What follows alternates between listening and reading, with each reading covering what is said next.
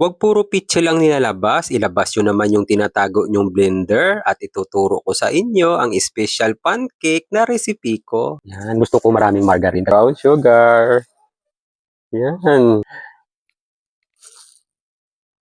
Hindi siya matigas na pancake. Bago nyo gamitin yung blender nyong naaalikabukan, hugasan nyo muna. Gagamit pala tayo dito, saging 2 piraso, saging balangon pala yan. Yan yung kulay na green na saging na nabibili sa palengke. Saging balangon ang tawag dyan. 2 piraso ang gagamitin natin kapag tinimbang natin ang kinalabasan 335 grams. Harina all-purpose flour 1 cup. Tapos powder milk 2 tablespoon yung gagamitin nyo, yung 45 milk ha, para mas malinamnam. Baking powder 1 tablespoon, tapos ganyang kadaming asin. Gagamit tayo dito itlog 2 piraso, large size ang gagamitin nyo. Tatakpan lang natin para hindi tumalsik kapag binlender na natin. Ibi-blender natin yan ng ganyang kasmooth. Kailangan walang buo-buo ha. Kapag nag-smooth na yung mixture nyo, ibi-blend nyo ng mga 3 minutes. Para masigurado talaga natin na smooth yung ating mixture pancake. Huwag yung babaguhin ang recipe kapag kayo na ang gumawa para ganito kalapot ang kinalabasan ng mixture nyo. Kumuha lang kayo ng tissue, bibilugin nyo, isasawsaw nyo sa mantika ng katulad ng ganyan na ginagawa ko. Ipapahid nyo lang sa kawali. Kailangan mahinang apoy lang, yung tipong nag-iin-in kayo ng sinaing. Yung ginamit ko palang cup dyan ay 1/3 cup. Saka muna natin tatakpan, saka natin lulutuin na mga 1 minute. Kapag nakita nyo yung pancake na nagbabubbles, pwede nyo na babaliktarin. Luto na yan yung kabilang side. Saka natin ulit tatakpan, saka natin lulutuin na mga 1 minute. Ang gusto ko sa pagkaluto sa pancake, yung golden brown siya. Kung nakikita nyo, pareho silang both side na may golden brown. Gusto ko kasi yung may pagka-smoky flavor siya, pero depende pa rin sa inyo kapag kayo na ang magluto. Ulitin natin ulit yung pagluluto. Gagamit na tayo dito mas malaki, half cup na yung gamitin natin. Tuwing bago tayo magsalang ulit ng pancake, huwag natin kahilimutan na pahiran muna ng kaunting mantika. Mas malaki yung ginawa natin to, kaya dadagdag tayo ng oras sa pagluluto. 2 minutes both side naman ang pagluluto nito. Pag nagbubbles na yung itaas ng pancake, babaliktarin nyo na.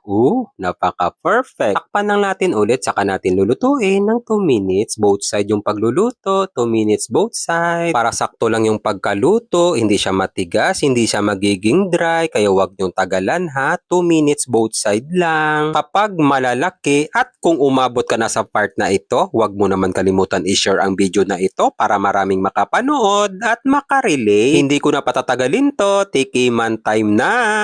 Sa one recipe ng pancake mix natin, nakagawa tayo ng maliliit. 3 piraso. Bali 4 pala yan, kinain ko yung isa. In-example ko muna kung luto talaga siya. Bali 4 na ganito yung kalalabasan na maliliit. Tapos sa malaki naman, 2. Yan, ganyang kadami, pero makapal yung pagkaluto natin, ha? Tapos ang ilalagay natin dito, margarine. Habang mainit pa siya, masarap sa lagyan ng margarine. Yan, gusto ko maraming margarine kasi mahilig ako nung bata pa ako. Mas madaming margarine, mas masarap. Tapos, brown sugar. Yan. Ganyan siya. Try natin.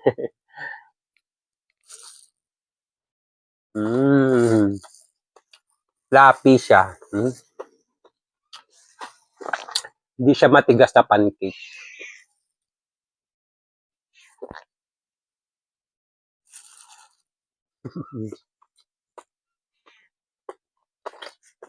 Lagyan din natin yung yung malaki.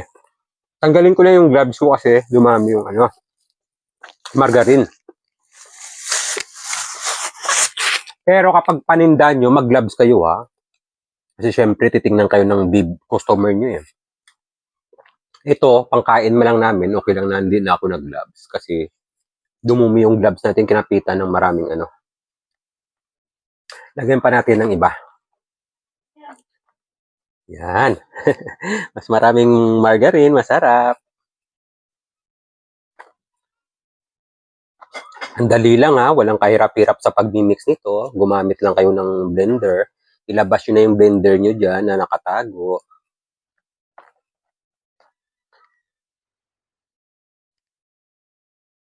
Kung may maple syrup kayo, lagyan nyo din. Masarap din yon. May ganong syrup. Yun. Asukal. Siyempre, mga bata, mahilig talaga sa matamis. Yun. Fluffy siya. Saka lutong-luto talaga. Malambot.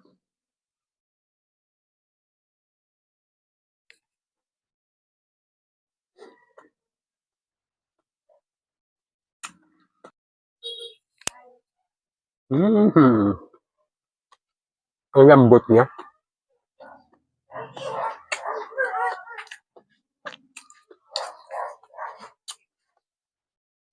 Mag-last bite na ako kasi marami pang kakain.